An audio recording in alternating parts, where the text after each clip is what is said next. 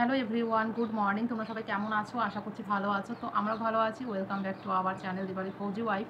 আজকে একটা new blog নিয়ে এসেছি তোমাদের জন্য। আশা করছি ভালো লাগবে। ভালো লাগলে অবশ্যই লাইক কমেন্ট শেয়ার আর সাবস্ক্রাইব করে আমার পাশে থেকো। প্রথম থেকে লাস্ট পর্যন্ত আজকের ভিডিওটা দেখো আর সাবস্ক্রাইব করো। যারা সাবস্ক্রাইব করোনি সাপোর্ট করো বেশি বেশি করে। আজকে আমি তোমাদের সঙ্গে যে ভিডিওটা শেয়ার করব সেটা হচ্ছে গর্ভাবস্থায় কীভাবে ঘুমানো উচিত। বাম সাইডে কাত হয়ে ঘুমানো ভালো নাকি ডান সাইডে কাত হয়ে ঘুমানো ভালো সেটা বলবো। চিত হয়ে ঘুমালে বাচ্চার কী কী ক্ষতি হয় আজকের ভিডিওতে সেটাও থাকবে। দিনে কতক্ষণ, রাতে কতক্ষণ একটা গর্ভবতী মায়ের রেস্টের প্রয়োজন বা ঘুমানোর প্রয়োজন সমস্ত আজকের ভিডিওতে বলবো। চিত হয়ে ঘুমালে কিন্তু বাচ্চার মারাত্মক ক্ষতি হয়। কীভাবে ঘুমাবে না ঘুমাবে A to Z সমস্তটাই আজকের ভিডিওতে তোমাদের সঙ্গে বলবো। প্রথম থেকে লাস্ট পর্যন্ত আমার সাথে থেকো, পাশে থেকো। চলো এখন থেকে স্টার্ট করছি। সাধারণত প্রথম 3 মাসে আমাদের পেটের আকার কিন্তু এত বেশি বাড়ে না। 4 মাসে গিয়ে একটু একটু সামান্য একটু হালকা মানে বাড়তে থাকে, জরায়ুর আকার হালকা হালকা বাড়তে থাকে। বেবি খুবই ছোট থাকে, একটু একটু করে বাড়তে থাকে। পেট সামান্য আকারে বাড়তে থাকে, অতটাও বোঝা যায় না। তাই যদি আমরা প্রথম 3 মাস বা 4 মাসের দিকেও বাম দিকে কাত হয়ে, ডান দিকে কাত হয়ে, চিত হয়ে একটু শুই, তাহলে কিন্তু কোনো ক্ষতি হয় না এতে অসুবিধার কোনো কিছুই নেই, শোয়া যেতে পারে। কিন্তু 5 মাসের দিক থেকে কিন্তু আমাদের পেটের আকার কিন্তু বাড়তে থাকে, তখন ভালো মতো বোঝা যেতে থাকে। 6 মাসের দিকে আরও বেশি, 7 মাসের দিকে আরও বেশি। আমরা বিশেষ করে 28 সপ্তাহের সময় থেকে শুরু করে আমরা কখনোই চিত হয়ে একদম ঘুমাবো না। চিত হয়ে ঘুমানো আমাদের কিন্তু বাচ্চার জন্য ক্ষতিকারক। এতে কিন্তু মৃত্যুর ঝুঁকি থাকে বাচ্চার। ঠিক আছে, চিত হয়ে ঘুমালে ঠিকমতো অক্সিজেন, পুষ্টি কোনো কিছুই কিন্তু বাচ্চা পায় না। যার জন্য অক্সিজেনও পায় না। অক্সিজেন না পেলে বাচ্চা কিন্তু ঠিকভাবে মুভমেন্ট করবে না, নড়াচড়া করবে না। বিশেষ করে 5 মাসের পর থেকে কখনোই তোমরা মানে চিত হয়ে বা উপুর হয়ে একদমই ঘুমাবে না। যেটা আমি বলতে চাইছি, মানে প্রথম 3 মাস উপুর হয়ে, চিত হয়ে তোমার যেভাবে খুশি তুমি ঘুমাতে পারো, এতে বাচ্চার কোনো ক্ষতি হয় না। কিন্তু তারপরে 4 মাসের পর থেকে বা 4 মাস থেকে জরায়ুর আকার কিন্তু একটু একটু করে বাড়তে থাকে। তখন তোমার পেটের আকার কিন্তু বাড়তে থাকে। মানে তুমি মা হচ্ছ সেটা কিন্তু সকলে বুঝতে পারবে, টের পাবে। একটু একটু করে তোমার পেটের আকার বাড়তে থাকে। তাই কখনোই তুমি একদমই মানে উপুর হয়ে ঘুমানোর চেষ্টা করবে না, উপুর হয়ে ঘুমাবে না। হয়তো একটু চিত হয়ে ঘুমাতে পারো, বাঁ দিকে কাত হয়ে ঘুমাতে পারো, ডান দিকে কাত হয়ে ঘুমাতে পারো, এতে কোনো ক্ষতি নেই। কিন্তু 28 সপ্তাহের পর থেকে বা 28 সপ্তাহের আগে থেকেই তুমি সবসময়ের জন্য চেষ্টা করবে বাঁ পাশ ফিরে ঘুমানোর। বাঁ পাশ ফিরে ঘুমালে কিন্তু তোমার বেবি অক্সিজেনটা ঠিকমতো পাবে, পুষ্টি ঠিকমতো পাবে। তুমি যে খাবার খাবে প্লাসেন্টার মাধ্যমে কিন্তু সেই খাবারটা ভালো মতো কিন্তু প্লাসেন্টার মাধ্যমে বেবির কাছে পৌঁছাতে পারবে। অক্সিজেন সাপ্লাই ঠিক মতো হবে। আর তুমি যদি উপুর হয়ে ঘুমাও, উপুর হয়ে ঘুমালে তোমার পেটে চাপ লাগবে। পেটে চাপ লাগলে বেবি মুভমেন্ট করবে না। অনেক সময় বাচ্চার মৃত্যুর ঝুঁকি বেড়ে যেতে পারে। তাই বলবো উপুর হয়ে একদম ঘুমাবে না। তারপরে চিত হয়ে তো একদমই ঘুমাবে না। চিত হয়ে তুমি যদি ঘুমাও, চিত হয়ে ঘুমালে দেখো তোমার পিঠের মানে পিছনে যে ধমনী থাকে, উপশিরা থাকে, সেই সব শিরা কিন্তু ঠিক মতো চলাচল করতে পারবে না। মানে রক্ত চলাচল ঠিক মতো হবে না, রক্তনালীগুলো সংকুচিত হবে। এর ফলে তোমার কিন্তু যে বেবি থাকবে তার কাছে কিন্তু ঠিকমতো পুষ্টি, অক্সিজেন কোনো কিছুই যাবে না। আর যার ফলে কিন্তু আর অক্সিজেন যদি না পায় তোমার বেবি, তাহলে বুঝতেই পারছো কতটা ক্ষতি হতে পারে তোমার বেবির। তাই বলবো তোমরা চিত হয়ে একদমই ঘুমিও না। আর যখন তোমার 7 মাস বা 8 মাস, তখন তো চিত হয়ে একদমই ঘুমিও না। বাঁ পাশ ফিরে ঘুমাও। ডান পাশ ফিরে যখন বাঁ পাশ ফিরে ঘুমাতে পারছো না, তখন অবশ্যই ডান পাশ ফিরে ঘুমাও। বাঁ পাশ ফিরে যদি তুমি ঘুমাও, বাঁ পাশ ফিরে ঘুমালে কিন্তু তোমার বেবি ঠিকমতো অক্সিজেন পাবে, পুষ্টি পাবে প্লাসেন্টার মাধ্যমে। এছাড়াও কিন্তু আমাদের যে লিভার থাকে, অনেক সময় জরায়ু কিন্তু লিভারের দিকেও চাপ দেয়। তুমি যদি চিত হয়ে না ঘুমাও, বাঁ পাশ ফিরে ঘুমাও, তাহলে কিন্তু সেটাও চাপ দেবে না। ঠিকমতো তোমার বেবি অক্সিজেন, তারপরে হচ্ছে পুষ্টি, যা কিছু পাওয়ার সমস্ত কিছুই পাবে। 8 মাসের দিকে গিয়ে তুমি লক্ষ্য করবে তোমার যে শ্বাস প্রশ্বাসের সেই কষ্ট হচ্ছে, যদি তুমি চিত হয়ে ঘুমাও। তো চিত হয়ে ঘুমালে তোমার শ্বাস প্রশ্বাসের কষ্ট হবে, বেবির কাছে অক্সিজেন ঠিকমতো যাবে না, পুষ্টি ঠিকমতো পাবে না। তখন তোমার বেবি কিন্তু হাঁপসিয়ে যাবে। আর বেবি হাঁপসিয়ে গেলে আর অক্সিজেন না পেলে বেবির কিন্তু মৃত্যু ঝুঁকি বেড়ে যেতে পারে, বা মৃত্যু একটা ছোট বাচ্চার প্রসব আগে আগে হয়ে যেতে পারে, পেইন উঠে যেতে পারে, অনেক রকম সমস্যা হতে পারে। তাই বলবো প্রেগনেন্সির বিশেষ করে 4 মাসের পর থেকে সবসময় বাঁ দিকে কাত হয়ে ঘুমাও। বাঁ দিকে কাত হয়ে যদি ঘুমাও, তোমার বেবি সমস্ত দিক দিয়ে ঠিকঠাকভাবে পুষ্টি, অক্সিজেন সমস্ত কিছু পাবে। আর 8 মাস 9 মাসের দিকে তোমার যে শ্বাস প্রশ্বাসের কষ্ট, সেটা কিন্তু একদমই হবে না তুমি যদি বাঁ পাশ ফিরে ঘুমাও।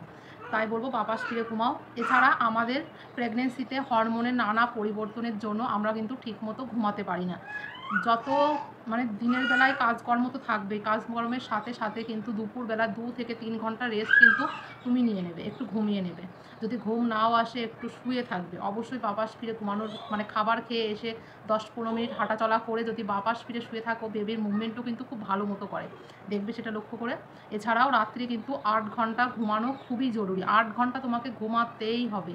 তোমার রেস্ট ভীষণ জরুরি, তুমি যত রেস্ট পাবে তত তোমার বেবি কিন্তু ঠিকমতো পুষ্টিটা নিতে পারবে, বেবি মুভমেন্ট করছে সেটা খেয়াল রাখতে পারবে, অক্সিজেন পাবে, সমস্ত ঠিকঠাকভাবেই পাবে।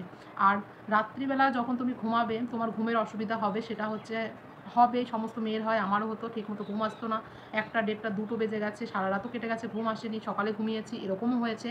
তো যখন ঘুমাতে যাবে রাত্রিবেলা অবশ্যই ঘরের লাইট পুরো মানে ফ্যান তো অন থাকবেই, গরমকাল এখন। তো যাদের লাইট জ্বালিয়ে ঘুমানো অভ্যাস তারা অভ্যাসটা চেঞ্জ করো, লাইট বন্ধ করে ঘুমানোর চেষ্টা করো। কোনো একটা গীতা বা ঠাকুরের কোনো গান কোনো কিছু মানে একটু আধটা শুনে কিন্তু ঘুমাতে যেতে পারো, এতে মন ভালো থাকে, ঠিক থাকে। আর আমরা যারা হিন্দু আমাদের গীতাটা প্রেগনেন্সিতে শোনাটা খুবই ভালো বা পড়াটা খুবই ভালো, তো তোমরা সেটা করতে পারো, দিয়ে ঘুমাতে যেতে পারো।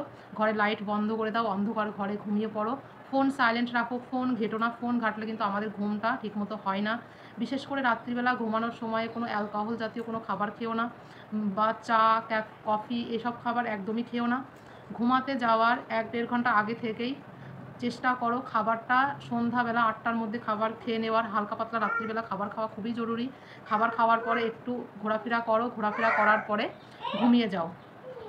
এছাড়াও তুমি ঘুমাতে যাওয়ার আগে 1-1.5 ঘন্টা আগে জল খাওয়াটা বন্ধ করো। জল খাওয়াটা তুমি যদি কন্টিনিউ করতেই থাকো, রাত্রি এমনিতেই ঘুম হয় না, তার সাথে তুমি যদি জল কন্টিনিউ করো তাহলে কিন্তু তোমার যে বাথরুমের যে চাপটা এমনিতেই আমাদের প্রেগনেন্সিতে বাচ্চার জন্য জরায়ু বৃদ্ধির জন্য চাপ দিতেই থাকে মূত্রথলিতে, বারবার বাথরুম যেতে হয় 5-7 মিনিট অন্তর, রাত্রিবেলা যদি এরকম যেতে হয় খুব অসুবিধা হয়।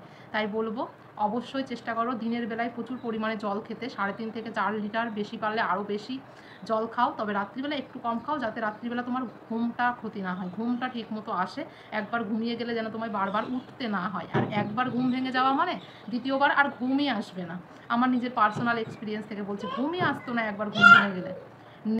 এবার বলবো রাত্রিবেলা ভালো ঘুমের জন্য আর কী কী করা প্রয়োজন। অবশ্যই রাত্রিবেলা ঘুমের জন্য আমরা যাতে অনেক সময় ঘুমের মধ্যে চিত হয়ে ঘুমিয়ে পড়ি, উপুর হয়ে ঘুমিয়ে পড়ি, সেই জন্য কী করতে পারি।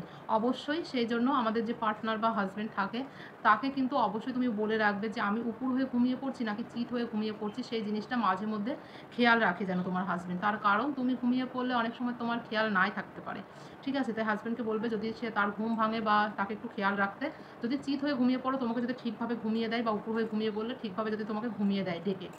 এইবার হচ্ছে সবসময় চেষ্টা করবে পেটের যে সাইড, যদি বাঁ পাশ ফিরে ঘুমাও পেটের সাইডে তলার সাইডটায় যেদিকটা বেবি বাম্প থাকে ওই সাইডটাতে একটা বালিশ দিয়ে রাখা, যাতে উপর হয়ে তুমি ঘুমিয়ে না পড়ো, সেই জন্য বালিশটা দিয়ে রাখতে পারো। 2 পায়ের মাঝখানে বালিশ দিয়ে রাখতে পারো।